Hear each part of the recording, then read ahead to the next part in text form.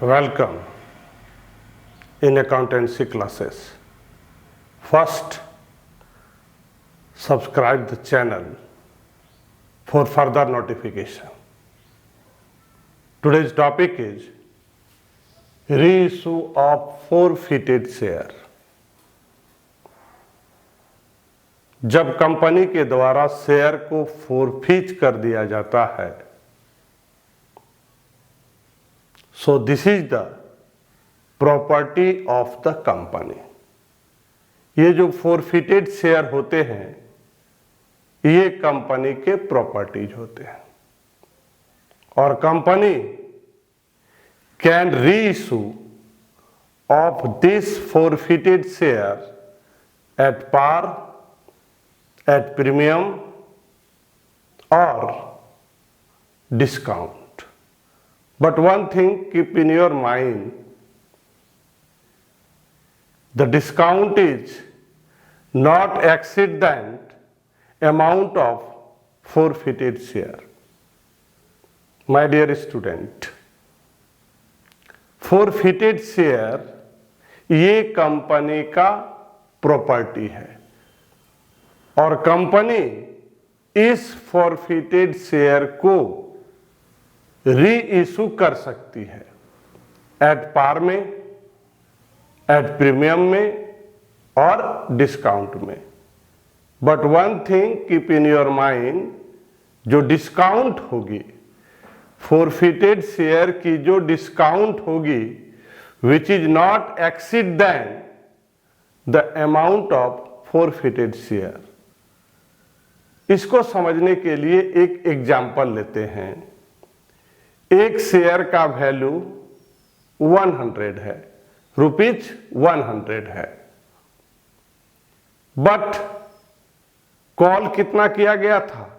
एक example, rupees 40. Call कितना गया था? Rupees 40.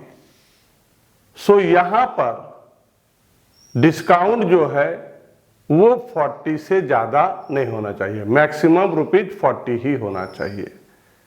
So company can reissue forfeited share at par, at premium and at discount. Now, number one, forfeited share are reissued at par. अगर forfeited share को reissue अगर company करती है at par में, तो कंपनी अपने यहां जर्नल क्या बनाती है? Bank account debit to share capital account.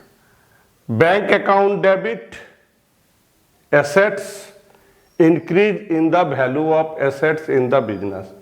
ये जो बैंक है बिजनेस के लिए, कंपनी के लिए एसेट है. और share capital it is the liability, so increase in the liability, so it will be credited. तो जब कंपनी फोरफिटेड शेयर को रीइशू करेगी तो उसके लिए जर्नल क्या पास करेगी? Bank account debit to share capital account. अब आपको यहां पर ध्यान देना है कि सर अमाउंट हम कौन सा लिखेंगे? Amount receive on reissue. हम यहां पर वही अमाउंट लिखेंगे जिस अमाउंट पर हमने फोरफिटेड शेयर को रीइशू किया. और शेयर कैपिटल में कौन सा लिखेंगे? Amount credited as paid up. और अमाउंट वही लिखा जाएगा जो उस शेयर के लिए, जो शेयर फोरफिटेड हुआ उसमें पेड अप कितना था. ध्यान दीजिए यहां पर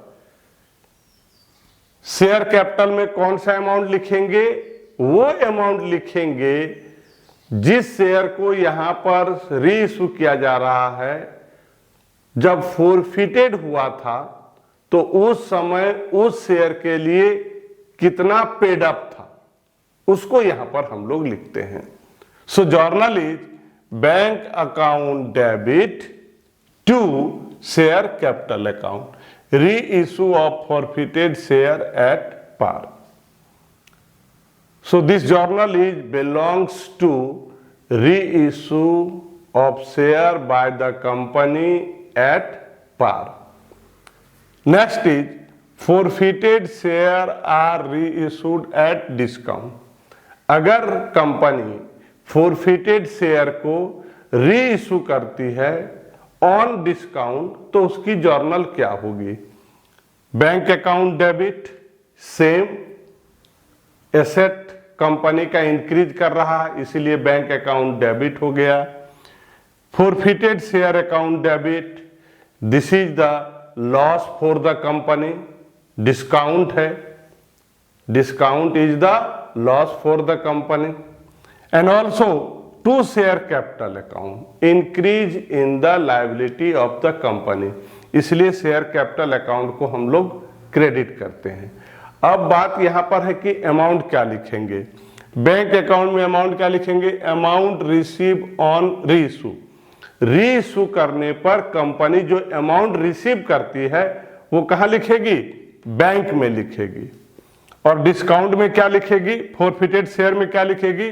डिस्काउंट अलाउड ऑन रीइशू। जब कंपनी शेयर को रीइशू करती है तो कंपनी के द्वारा शेयर होल्डर को डिस्काउंट दिया जाता है, तो डिस्काउंट की जो अमाउंट होगी वो कहां लिखाएगा? फॉरफिटेड शेयर अकाउंट में। और शेयर कैपिटल में कौन सा? Same amount credited as paid up. Forfeited share, जो शेयर फॉरफिट किया गया जिसको कंपनी फिर से रीइशू कर रही है, तो जब ये फॉरफिट हुआ था तो उस समय उस शेयर का, उस नंबर ऑफ शेयर का पेड अप क्या था, उस अमाउंट को हम लोग यहां पर लिखते हैं।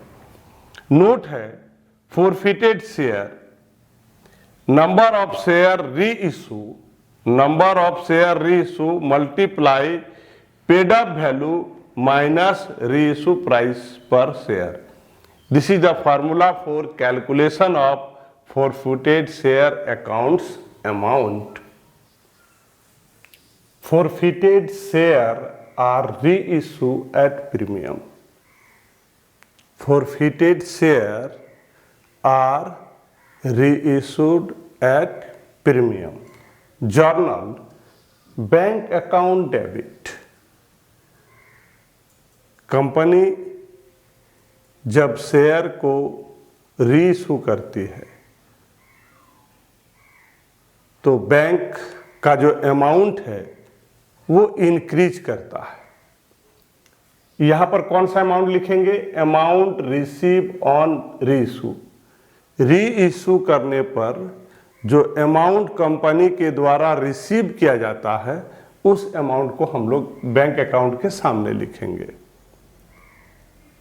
To share capital account, amount credited as per paid up.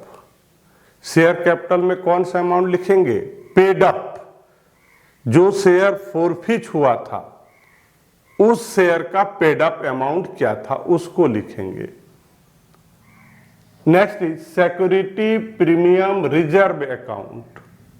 Security premium reserve account, excess amount receive on reissue over paid up. Paid up से जो एक्सेस अमाउंट रिसीव करती है कंपनी उसको लिखेगी security premium reserve account. Simply यहां पर यह समझना है कि जब किसी शेयर को रीइशू किया जाता है more than paid up value, more than paid up value, the situation is reissue of forfeited share at premium. Very simple, यहां पर ध्यान रखना है आपको कि जब कंपनी फॉरफिटेड शेयर को रीइशू करती है किस पर? More than paid up value. More than paid up value होगा, situation is reissue of forfeited share at premium. So journal is bank account debit to share capital account to security premium reserve account, reissue of forfeited share at premium. Now, transfer of balance in forfeited share account. Company के द्वारा जो share फोरफीच हो जाता है, this is the property of the company. तो ये जो हमारा अमाउंट है, फोरफिटेड शेयर का जो अमाउंट है, this is the gain for the company. और ये कैपिटल नेचर का था। ये जो फोरफिच अमाउंट है, ये कंपनी का क्या है? गेन है। ये एक कैपिटल नेचर का अमाउंट है। तो कंपनी क्या करती है कि ये जो फोरफिटेड अमाउंट है उसको कैपिटल रिजर्व में ट्रांसफर करती है। कब? हियर इज टू सिचुएशन, दो सिचुएशन है। Number 1, all forfeited share are reissue. जितने भी शेयर फोरफिट हो गए थे उनको जब कंपनी रीइशू करती है, और रीइशू करने से कभी लॉस भी होता है और कभी किसी तरह का कोई इफेक्ट नहीं होता है। That means here is 3 situation: at par, at premium, at discount. At discount में जो आपका फोरफिटेड अमाउंट है वो कम हो सकता है, नील हो सकता है। But reissue of forfeited share at par और at premium, there is no deficiency of forfeited amount. जब कंपनी फोरफिटेड शेयर को रीइशू करती है, किस पर?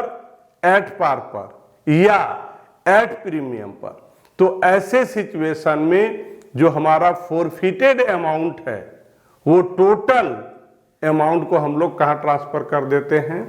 कैपिटल रिजर्व में। ये टोटल प्रॉफिट हो जाता है।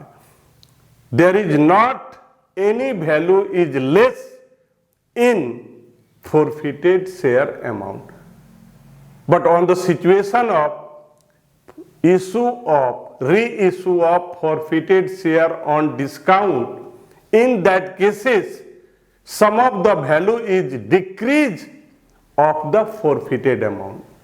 जब हम डिस्काउंट में रीइशू करेंगे, जब हम डिस्काउंट में रीइशू करेंगे तो जो हमारा फोरफिटेड अमाउंट है, जो कंपनी के लिए गेन है, वो रिड्यूस कर जाता है, कम हो जाता है। बट एट द पार और at the premium there is not any effect on forfeited share amount. So here is 2 situation. Number 1, all forfeited share are reissued, और second is all forfeited share are not issued.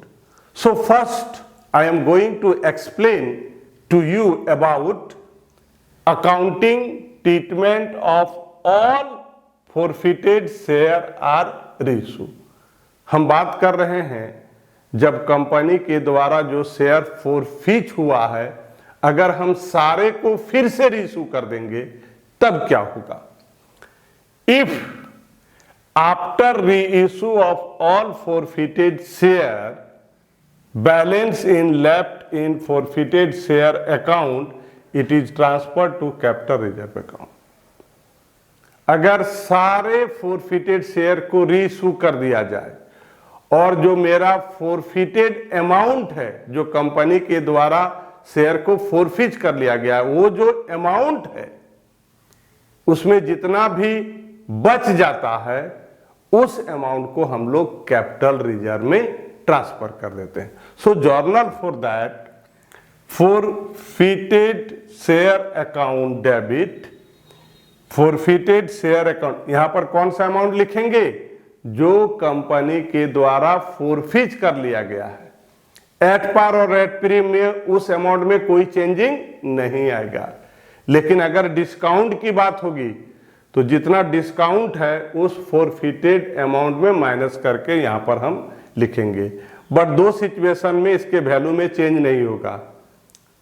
री issue of forfeited share at par और at premium, ऐसे situation में direct हम forfeited amount को यहां पर लिख देंगे। To capital reserve account, profit on reissue transfer to capital reserve account. ये जो अमाउंट ऑफ फॉरफिटेड है, this is the gain for company. Note, if forfeited share are reissued at par or at premium, the total amount forfeited on share is a gain of capital nature is transferred to capital reserve account।